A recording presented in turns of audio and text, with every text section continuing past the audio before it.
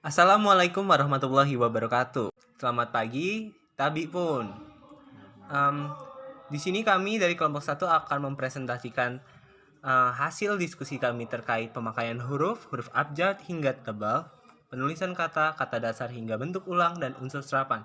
Saya Ahmad Satria Akbar dengan MPM 22150311025. Nama saya Bimo Seno Trisatrio dengan NPM 22150311049. Nama saya Muhammad Salman dengan nomor NPM 22150311058.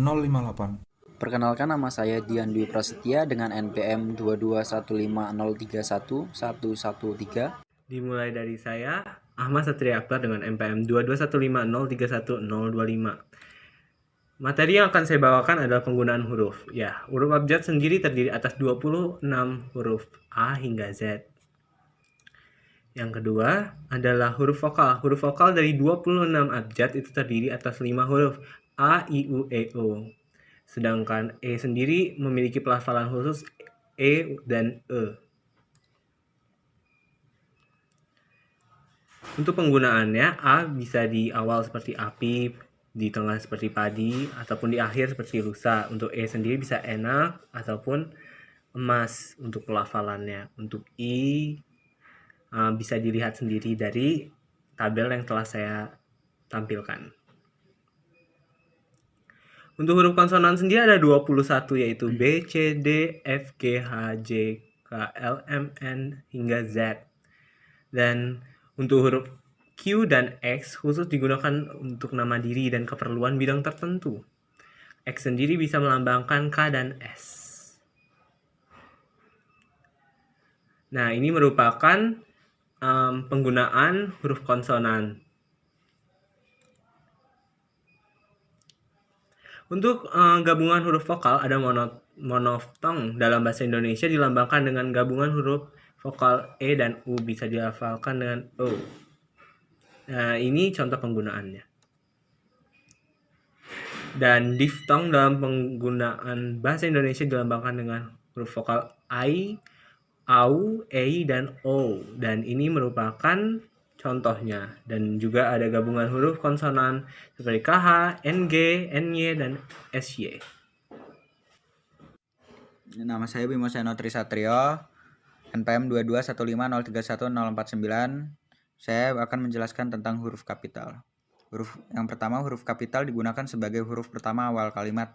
Misalnya, apa maksudnya? Pada kata apa, huruf A itu merupakan huruf kapital.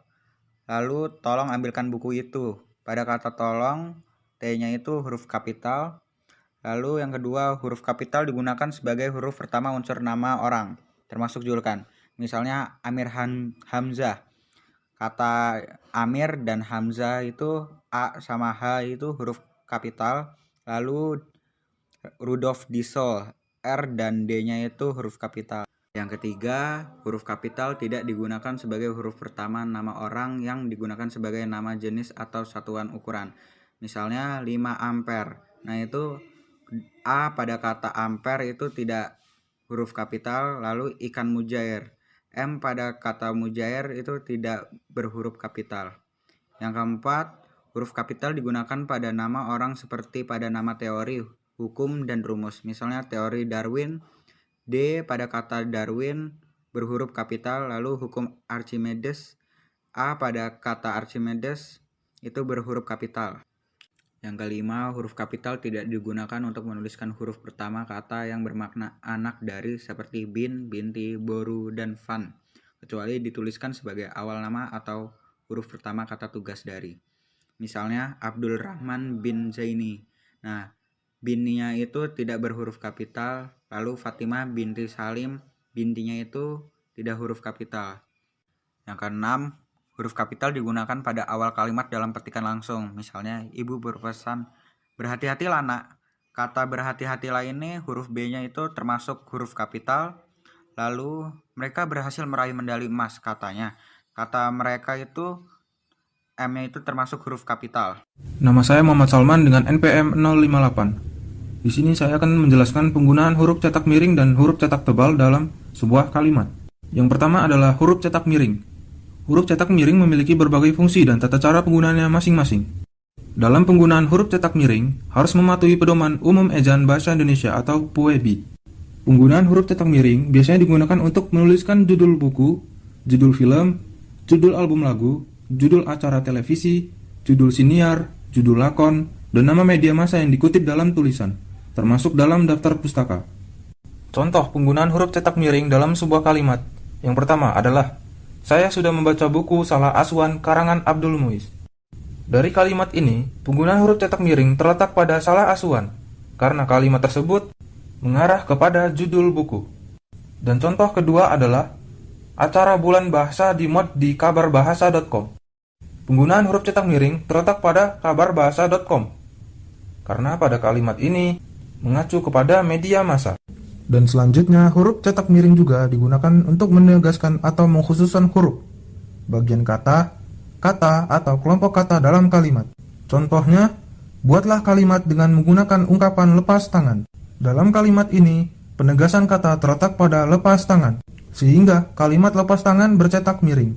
Huruf cetak miring juga digunakan untuk menuliskan kata atau ungkapan dalam bahasa daerah dan bahasa asing. Contoh yang pertama adalah, kita perlu memperhitungkan rencana kegiatan dengan baik agar tidak malapeh awu. Pada kalimat ini, penggunaan huruf cetak miring terletak pada kalimat malapeh awu, karena pada kalimat malapeh awu menggunakan istilah bahasa daerah. Contoh yang kedua adalah, nama ilmiah buah manggis adalah Garcinia mangostana. Dalam kalimat ini, huruf cetak miring terletak pada kalimat Garcinia mangostana, karena pada kalimat ini menggunakan istilah bahasa asing. Tetapi dengan catatan, penggunaan huruf cetak miring dalam nama diri seperti nama orang, lembaga, organisasi, atau merek dagang dalam bahasa asing atau daerah tidak ditulis dengan huruf miring. Tetapi dalam naskah tulisan tangan atau mesin tik, bagian yang akan dicetak miring ditandai dengan garis bawah 1. Dan materi selanjutnya yang saya akan jelaskan adalah penggunaan huruf cetak tebal dalam sebuah kalimat. Huruf cetak tebal biasanya digunakan untuk menegaskan bagian tulisan yang sudah ditulis miring. Contohnya, pada kata Ramadan terdapat huruf DH, yang dimana huruf DH pada kata Ramadan tidak terdapat dalam ejaan bahasa Indonesia. Huruf cetak tebal juga digunakan untuk menegaskan bagian karangan seperti bab atau subbab. Contohnya penulisan dalam judul pembahasan, pendahuluan, atau penutup. Saya Dian Dwi Prasetya dengan NPM 22150311113. Di sini saya akan menjelaskan materi tentang pertama, penulisan kata. Kata dasar ditulis secara mandiri. Misal, pergi makan. Kata turunan, kata berimbuhan. Kata yang mendapatkan imbuhan, awalan, sisipan, akhiran, serta gabungan awalan dan akhiran, ditulis serangkai dengan imbuhannya. Misal, berjalan, menulis, mempermudah, dijual. Kata yang mendapat bentuk terikat ditulis serangkai jika mengacu pada konsep keilmuan tertentu. Misal, adibusana, lokakarya, purnawirawan, dan lain sebagainya, yang bisa kalian lihat di tabel. Kata yang diawali dengan huruf kapital dan mendapatkan bentuk terikat dirangkaikan dengan tanda hubung. Misal, non-Indonesia, pan-Afrika, pro-Barat. Kata yang ditulis dengan huruf miring dan mendapatkan bentuk terikat dirangkaikan dengan tanda hubung. Misalnya, anti-mainstream, pasca-reshuffle, pra-Aufklärung, super-jegek. Bentuk terikat maha dan kata dasar atau kata berimbuhan yang mengacu pada nama atau sifat Tuhan ditulis terpisah dengan huruf awal kapital sebagai pengkhususan. Misalnya, Yang Maha Esa, Tuhan yang Maha Kuasa, yang Maha Pengasih, Tuhan yang Maha Pengampun, Tuhan yang Maha Pemberi Rezeki. Bentuk ulang ditulis dengan menggunakan tanda hubung di antara unsur-unsurnya. Misalnya, anak-anak, mencari-cari, berjalan-jalan, mondar-mandir. Bentuk ulang penggabungan kata ditulis dengan mengulang unsur pertama. Misalnya, kapal barang menjadi kapal-kapal barang, kereta api menjadi kereta-kereta api, rak buku menjadi rak-rak buku, surat kabar menjadi surat-surat kabar. Selanjutnya, saya Ahmad Satria Akbar dengan MPM 2215031.025 akan membawakan materi berkaitan tentang penulisan unsur serapan. Dalam perkembangannya, bahasa Indonesia menyerap unsur dari berbagai bahasa, baik dari bahasa daerah seperti bahasa Jawa, Sunda, dan Bali, maupun dari bahasa asing seperti bahasa Sanskerta, Arab, Portugis, Belanda, Cina, dan Inggris. Berdasarkan taraf integrasinya, unsur serapan dalam bahasa Indonesia dapat dibagi menjadi dua kelompok besar. Kelompok pertama merupakan unsur bahasa sumber yang tidak diserap ke dalam bahasa Indonesia, seperti force majeure, de facto, de jure, dan l'expression de homme.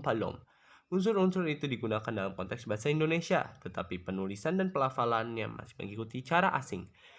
Kelompok kedua merupakan unsur bahasa sumber yang penelitian dan pelafalannya disesuaikan dengan kaidah bahasa Indonesia. Dalam hal ini, penyerapan diupayakan agar ejaannya diubah seperlunya sehingga bentuk Indonesianya masih dapat dibandingkan dengan bentuk asalnya. Unsur bahasa sumber diserap ke dalam bahasa Indonesia dengan memprioritaskan bentuk. Penyerapan bentuk tersebut meliputi huruf, gabungan huruf, dan imbuhan. Kaidah yang berkaitan dengan imbuhan dijelaskan dalam Pedoman Umum Pembentukan Istilah atau PUPI.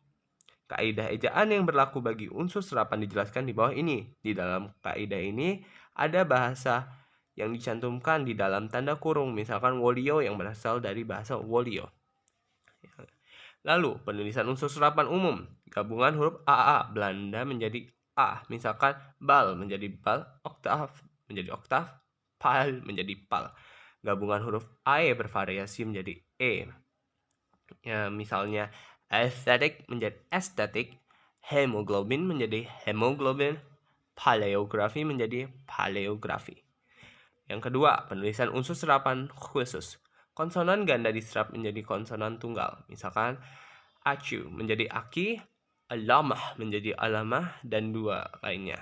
Lalu konsonan rangkap dipertahankan jika menimbulkan ketaksaan atau konotasi negatif. Misalkan mas menjadi masa, teller menjadi teller. Sekian presentasi dari kelompok ini. Mohon maaf apabila ada salah sebut atau salah kata di dalam presentasi kelompok ini. Semoga bermanfaat dan saya yakin akan bermanfaat. Saya akhiri. Wassalamualaikum warahmatullahi wabarakatuh.